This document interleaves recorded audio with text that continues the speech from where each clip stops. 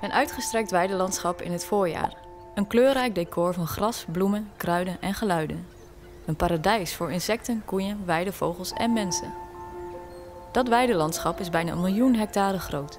Maar door verstedelijking en intensief agrarisch grasgebruik is 95% hiervan veranderd in monotone productieweiden. Een productieweide die ongeschikt is voor veel vogels.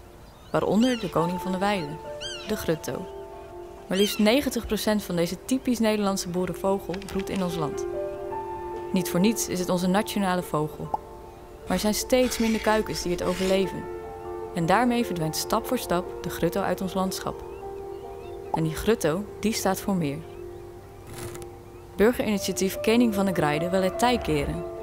Deze actieve groep van belanghebbende partijen zoekt naar nieuwe verbindingen. Verbindingen tussen landschap en haar bewoners. Kening van de Graide organiseert een mix van initiatieven. Een mix van cultuur als inspiratiebron, feiten als fundament en innovatie als vrucht. Samen werken we aan een rijk toekomstperspectief. Een landschap waar diversiteit floreert. In flora, fauna, identiteit, taal en beleving.